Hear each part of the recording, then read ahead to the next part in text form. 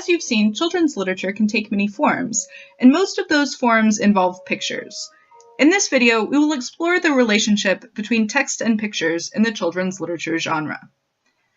Picture books are defined as books which have no written text, or books in which pictures dominate the written text, and/or books in which the pictures interact with the text in a fundamental way.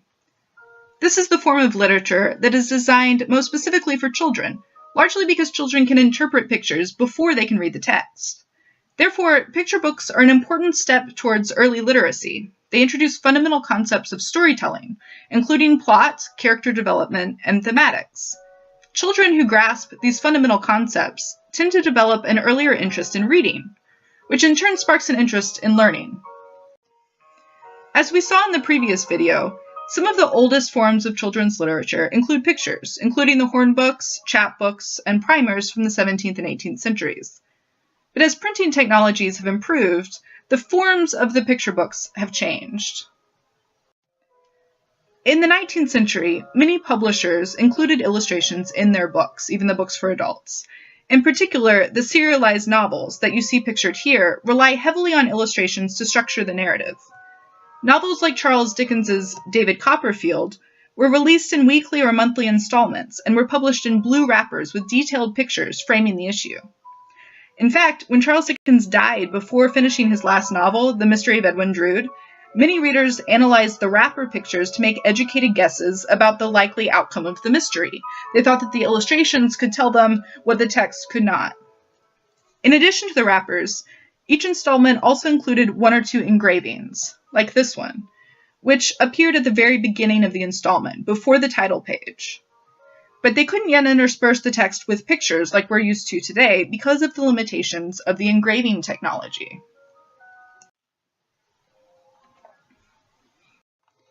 Other printing technologies, like woodcuts, allowed publishers to include the illustrations alongside the text, and sometimes they even overlapped, as you can see in this first image's representation of the first letter of the first word, there. So the T from there is actually part of the image itself. To create these images, the wood was cut away to leave the design standing out, ink was applied, and the paper took the pictures in reverse from the raised surface of the wood, not unlike a stamp. Charles Dickens hired illustrators to supplement his text. Here we see images by Richard Doyle and John Leech. George Cruikshank was another one of his popular choices. But other authors produced their own pen and ink drawings, which were later included with the text, as we see William Makepeace Thackeray has done here with Vanity Fair. When first writing Alice in Wonderland, Lewis Carroll provided his own sketches. And you can see his manuscript with his original drawings on display at the British Library, actually. But after he decided to publish the book, he wanted to hire a more accomplished illustrator. So he hired John Tenniel to transform his vision into the illustrations that we're more familiar with today. Whether authors created their own illustrations, again, as we see here, some by Rudyard Kipling, or hired others to produce them, they exercised a greater degree of control over the nature and the form of the illustrations in the 19th century. Then, in the early 20th century, came what is now called the Golden Age of illustration, when artists like Walter Crane, Arthur Rackham, and Edmund Dulac infused earlier texts with new life through color. They popularized the gift book genre, which were expensive, ornately illustrated books that were usually given as presents at Christmas time. You might think of these as the coffee table books or art books that we have now. Arthur Rackham, one of the most popular and prolific illustrators, would begin with pen and ink drawings and then work layers of watercolor glaze over them. Those images were then photographed and mechanically reproduced. Edmund Dulac, on the other hand, benefited from a new technology of color separation that allowed the watercolor plates to be tipped in or placed between pages rather than being bound into the spine. Each of these artists returned to familiar children's stories, fables, fairy tales, fantasy stories, and reimagined them in color. These images don't simply record the details from the text. They allow readers to glimpse entirely new spaces within those fictional worlds. They are a story unto themselves. And in fact, the images were valued even more than the text in these gift books. They were the original material. As you can see at the bottom of this page, with Arthur Rackham's illustration of Peter Pan, he creates a whole fairy world that is basically unnarrated by Barrie in the text. So we now come to the later 20th and 21st centuries, when technological advancements and other economic factors led us to combine and consolidate the forms and functions of earlier illustrated books, creating the picture books that we're most familiar with today. First and foremost, these picture books demand and assume adult and child interaction. Picture books occupy an important place in a child's education, as he or she transitions from listening to an adult read a book out loud to them, to repeating and then reading the text on his or her own. Picture books are designed to stimulate critical conversation, and they prompt children to imagine their own narratives even before they can begin to read the text for themselves. Consider the first few pages of Where the Wild Things Are. What kinds of questions might an adult ask a child while reading this? Maybe something like, what is mischief? What kinds of mischief is Max making? Do you think Max will get in trouble? Do you want a wolf suit like Max's? These books assume that adults will help children to understand and to better enjoy the text and the images provided. Secondly, excellent picture book writers and illustrators design these books with the expectation that they will withstand multiple rereadings and become even more meaningful after each rereading. If you have much experience reading to children, you know that they will grab onto the book and demand that you read it over and over and over again. In some picture books, it's clear that the artist didn't give too much thought to that concern. And so that when you read it, stopping to examine the pictures makes the text seem kind of choppy and not work very well. But in the more carefully constructed books, this back and forth movement between text and pictures becomes a strength rather than a liability. The text is divided in such a way that the pauses in the story caused by the presence of the illustrations actually add to the suspense or the excitement. Readers want to turn the page to find out what happens next, at least the first time through, but they also want to stop where they are and pay careful attention to the picture. The characteristic rhythm of picture books consists of a pattern of such delays, counterpointing and contributing to the suspense of the plot. Consider these three spreads, which follow Max's command to let the wild rumpus start. For 6 pages, the child sees nothing but pictures. There are no words at all on these pages. The rumpus isn't something that can be expressed. It can only be seen and experienced. So the child reading this book yells, swings, and crowd surfs along with Max during this break in the narrated text. They might also get up and dance along.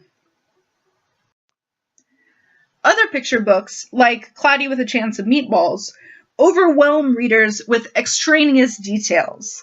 Each time a child returns to the book, he or she can notice new things. The alphabet soup letters floating down the street, maybe, or the hamburger skewered on the chimney. Perhaps the bites chewed out of the text bubble. This image demands close reading, perhaps even more than the text itself does. Moreover, the choices that children's book illustrators make have social, cultural, and political implications, just like those of any other writer. For instance, Sindak's book was one of the first to represent an emotionally fraught child, and he conducted several studies to try to accurately capture the kid's feelings. Before the 1960s, images of people of color were rarely included in children's books, and when they were often disparaging caricatures. The book pictured here, Peter of the Snowy Day, published in 1962, was one of the very first to break that mold. As you continue to do the readings for this class, you should pay careful attention to the decisions and the assumptions about race, class, gender, religion, and sexuality that accompany each text and its illustrations. So far we have looked at illustrated picture books, but the 20th and 21st centuries have ushered in many other forms of children's books that invite their readers to move beyond the traditional adult reading to a child dynamic and embrace a more interactive mode of reading. Books with collage illustrations, like The Hungry Caterpillar, for instance, which includes a wormhole in every picture, allows children to build the image they are viewing. Pop-up books, like this one by Robert Sabuda, and by the way, Sabuda is the absolute king of pop-up books, they spring to life only when readers turn the page. Each of Sabuda's books actually contains smaller pages with additional pop-ups within each of the main pages, creating an interactive world for children that they can create themselves. And honestly, for adults too, I play with mine all the time. Other forms create a full sensory experience, adding sounds or scents, and inviting readers to touch and feel the images. Currently, digital books are all the rage. Children can choose their own endings, chat with the characters, manipulate the images, and navigate their way through an interactive virtual world. What began as an education-based genre has now become a full-fledged industry. We now have children's books that cater to readers of all different age levels and skill levels. Easy readers target slightly more advanced readers than the picture books. They still contain images, but the pictures often supplement longer passages and share equal space on the page with the text so that the children are reading the text just as much as they are reading the image itself. Chapter books, on the other hand, privilege the text and include small illustrations, usually black and white sketches, as accents that highlight key scenes or details from the text, but are no longer the primary focus of the reader's attention. In the early to mid-20th century, another genre of picture book was established, the comic book. In some ways, it is the reverse of the early reader or the chapter books. It privileges images above the text. For this reason, comic books were often seen as a threat to the children's literature industry. These books were supposed to corrupt readers, both through their content, they told a lot of action stories and suspense or crime narratives, but also through their form. They de-emphasized the text that most educators valued.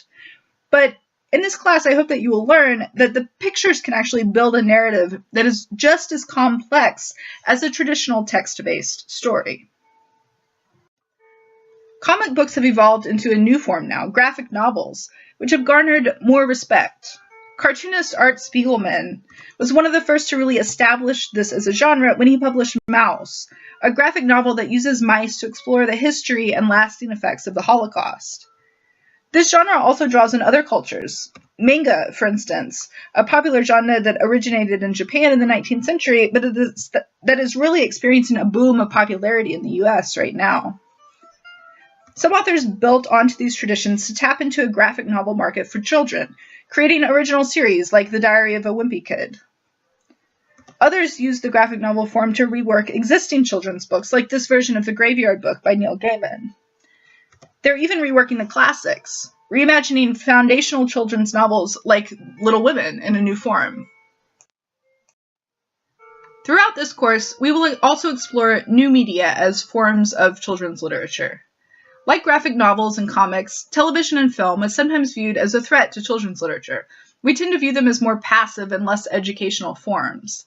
However, a surprising number of these films and shows adapt works of literature, ranging from recent series like Harry Potter or Cloudy with a Chance of Meatballs, to fairy tales have traditionally been very popular for Disney and continue to be so, or even classic works of literature. And in fact, these works of literature are often from the 19th century, which we'll discuss more in the next unit when we look at the golden age of children's literature.